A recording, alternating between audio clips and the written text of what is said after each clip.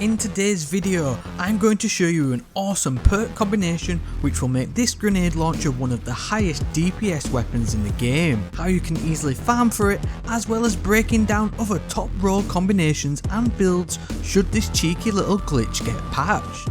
So if that's what you want, then stick around, smash that like button, sub to the channel, share it with your mates, and let's get on with the show.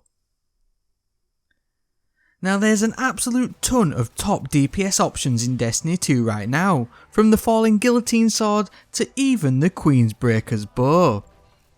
These are a mix of legendary and exotic weapons, so they do really help to mix up gameplay and enables a mixture of options for literally any encounter in the game.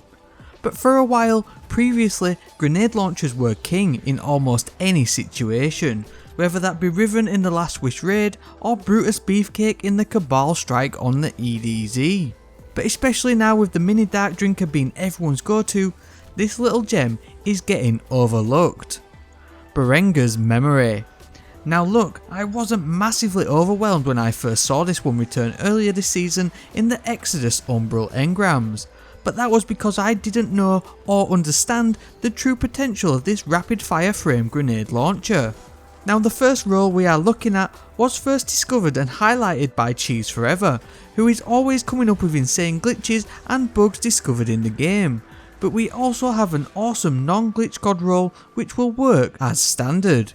First up though, the glitch role. And there's really only one perk you need for this, and that is Pulse Monitor. Now this perk got an adjustment at the start of this season, where it now auto reloads and improves weapon handling when critically wounded, even when it is stored. And due to this, it is now incredibly potent. First, we'll go over how this works before getting into any further role options. So Pulse Monitor becomes active when your health hits the red portion of your health bar, starts flashing, and you hear the critically wounded sound effect.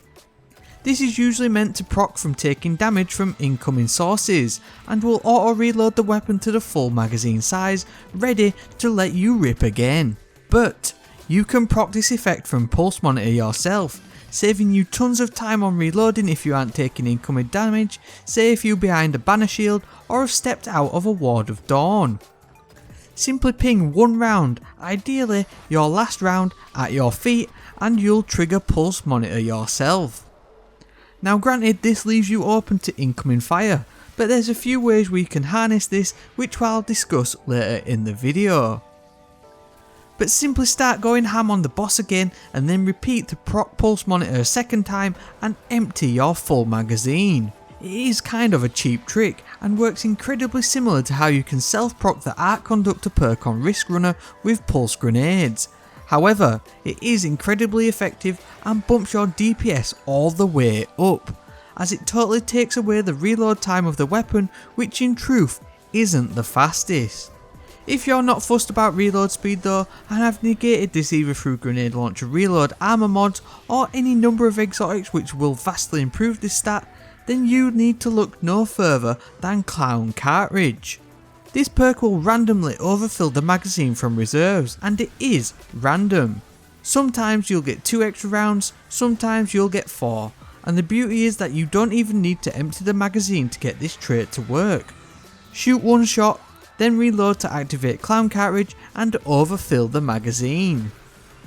It is a great perk, and one that only returned from Destiny 1 in Season of Dawn, and it is only on a handful of weapons at this point. Now does this perk overtake Pulse Monitor in terms of raw DPS? No it does not, but what it does give you is some form of consistency that you know you can rely on, and therefore in my opinion is truly better DPS wise, as you don't need to waste ammo on yourself all the while getting a larger magazine size. Now we don't go through the numbers here on this channel too much, but between these two perk combinations you gain 1 or 2 shots from Pulse Monitor at most, so take that as you will. Plus, Pulse Monitor will not proc inside a Well of Radiance or Healing Rift, so for most endgame DPS situations it just isn't going to work. Nonetheless, there are some fun things we can do with it, and so now we are going to take a look at a fun build you can use with Pulse Monitor to maximise not only your heavy weapon damage output, but also your special weapon damage too.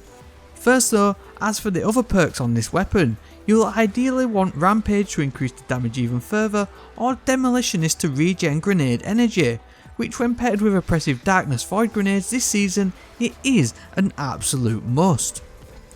Now for this build we are really going to ramp up the DPS and lean into the Pulse Monitor auto reloading perk. These weapon rolls in this build are not optimal due to my basic ass loot RNG, but nonetheless they do show how this insane DPS combination can and does work. Both of these weapons can be obtained from the CQC or assassin focused Exodus Umbral Engrams from the Prismatic Recaster in the tower, and with Umbral Engrams drowning you in loot, it should not be a problem in obtaining them in some form. So first up we do have the Burrenga's Memory with the Pulse Monitor perk. Obviously spike grenades with Rampage or Demolitionist would be preferred also, but we get what we get and we don't get upset. That's the big DPS King setup. Well, I say big DPS King lightly, because actually this slug shotgun isn't far behind to be honest. First in, last out. The precision frame single slug shotgun is next in this build, and this is because it too can also roll with Pulse Monitor, and thanks to the perk's recent upgrade it will auto reload this weapon when you do the self damage glitch with the grenade launcher. Essentially you'll just be trading between using the grenade launcher and shotgun for absolute God Tier DPS.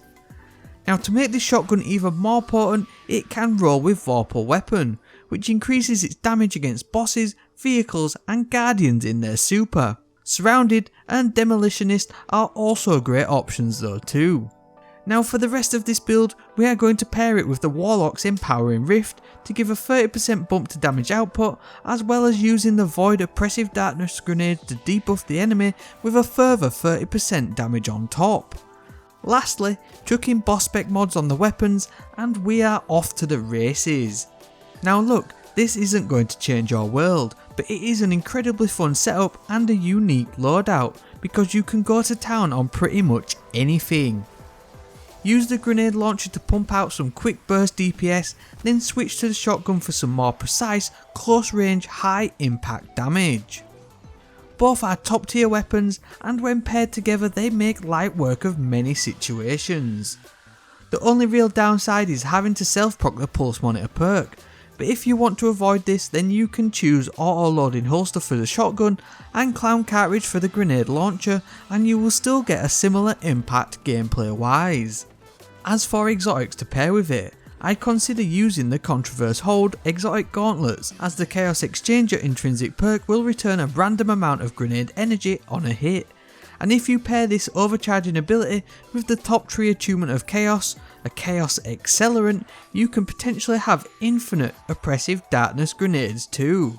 This build also leaves your kinetic slot open to use any number of exotic options, like Lumina to give you a roaming buff and return health with Blessing of Sky, or Crimson to get health back on kills to negate the effect of the self-proccing Pulse Monitor.